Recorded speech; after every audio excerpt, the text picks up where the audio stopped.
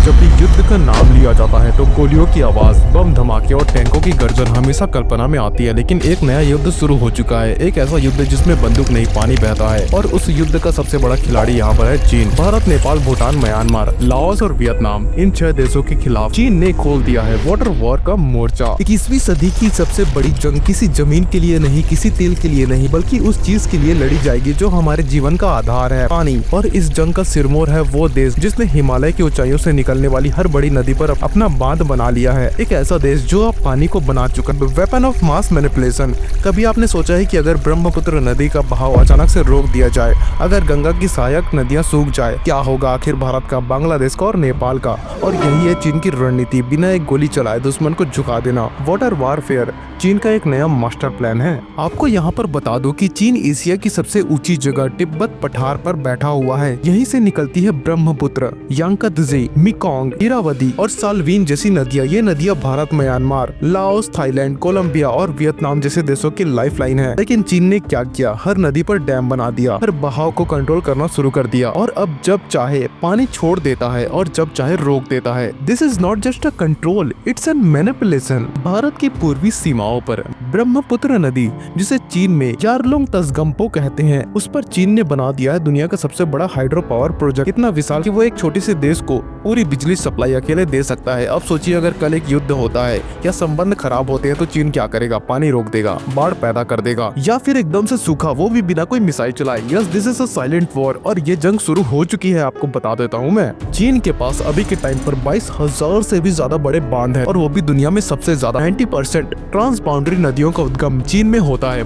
ब्रह्मपुत्र पर बना है चंगामू डैम और अब प्लानिंग में है मेडोक डैम, जो कि 3 गॉर्जियस डैम से भी बड़ा है। अब यहाँ पर आपको मैं ये भी जानकारी देना चाहता हूँ कि भारत यहाँ पर अकेला नहीं है। इस वाटर वॉर के निशाने पर नेपाल, भूटान, म्यांमार, लाओस और वियतनाम भी है। जैसे कि शुरू में वीडियो में मैंने इनका नाम लिया। चीन की पानी की राजनीति इन छोटे लेकिन रणनीतिक तौर पर बेहद अहम देशों के लिए बन चुकी है सर्वाइवल थ्रेट। आइए देखते हैं कैसे। नंबर 1, नेपाल, दोस्ती की आड़ में दबाव। नेपाल और चीन के बीच दिखावे की दोस्ती तो सबको नजर आती है, लेकिन पर्दे के पीछे चीन नेपाल की नदियों पर धीरे धीरे अपना नियंत्रण बढ़ा रहा है। नेपाल की बड़ी बड़ी नदियां चीन की सीमाओं से निकलती है, जैसे कि गंडकी, कोसी, कर्णाली। चीन इन नदियों पर हाइड्रो पावर प्रोजेक्ट बनाने मदद का वादा करता है, लेकिन ये प्रोजेक्ट चाइनीज कंट्रोल में रहते हैं और जब समय आता है तब चीन इन नदियों के प्रवाह को भारत की तरफ रोकने या बदलने की धमकी देता है। डिप्लोमेसी के नाम पर फंसाना, यही है चीन की नीति। नंबर 2, भूटान, शांत देश लेकिन बड़ी चिंता। भूटान हिमालय की गोद में बसा शांति प्रिय देश है, लेकिन यहाँ की छोटी छोटी नदियाँ भारत के आसपास और बंगाल के लिए जीवन रेखा है। चीन ने भूटान की सीमा पर कई बार नक्शे बदलने की कोशिश ताकि इन जल स्रोतों पर अपना अधिकार जता सके। और डोकलाम विवाद सिर्फ जमीन के लिए नहीं था, वो दरअसल पानी की दिशा बदलने की एक चाल थी। पानी पर कब्जा यानी कि भू राजनीति पर बहुत बड़ा कब्जा। नंबर 3, म्यांमार, जहाँ पर पानी हथियार बन चुका है। म्यांमार की सबसे महत्वपूर्ण नदी, उस पर चीन बना रहा है विवादित माइटसोने डैम। इस डैम को म्यांमार की जनता ने खारिज कर दिया था, पर चीन चाहता है कि ये प्रोजेक्ट फिर से शुरू हो। क्यों?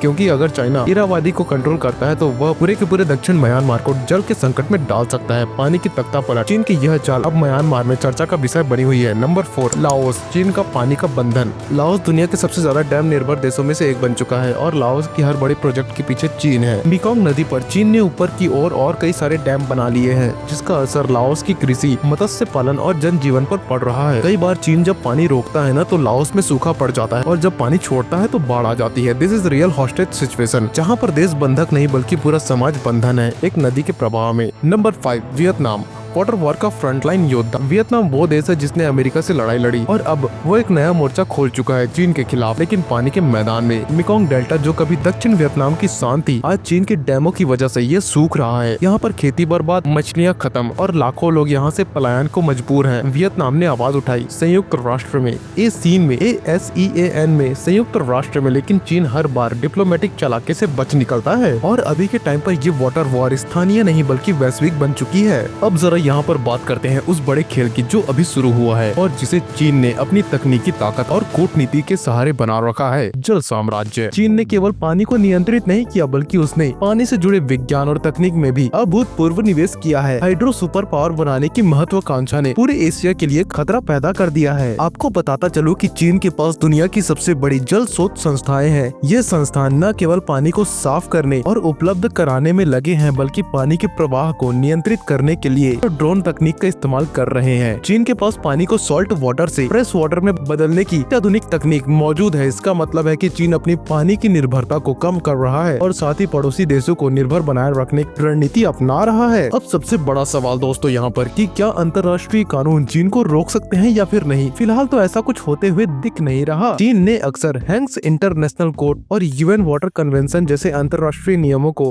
अनदेखा किया, लेकिन ऐसा आखिर चाइना ने किया ही क्यों? अब उसका सवाल यह है कि क्योंकि उसके पास एक विशाल सेना, मजबूत कूटनीति और आर्थिक दबाव है और वो इन सभी चीजों का इस्तेमाल करता है ताकि किसी भी बहस को दबा सके। भारत और अन्य प्रभावी देशों की आवाज बहुत ही कमजोर पड़ती जा रही है और यह पानी की जंग अब केवल क्षेत्रीय नहीं बल्कि वैश्विक राजनीति की भी बड़ी समस्या बन चुकी है। और अभी इन सभी चीजों की वजह से भारत को अब तुरंत अपनी रणनीति बदलनी होगी। यहाँ कुछ जरूरी कदम है जो हमारी रक्षा और सुरक्षा के लिए जरूरी है। Number 1, trans boundary water management पर भारत की कूटनीति तेज करे। नेपाल, भूटान, म्यांमार, लाओस और वियतनाम के साथ मिलकर एक संयुक्त मोर्चा बनाए। नंबर 2, जल संरक्षण और जल पुनर्चक्रण में निवेश बढ़ाएं। जल को हथियार बनने से रोकने का पहला तरीका है पानी की बचत। नंबर 3, सेंसर और एआई आधारित मॉनिटरिंग सिस्टम लगाए।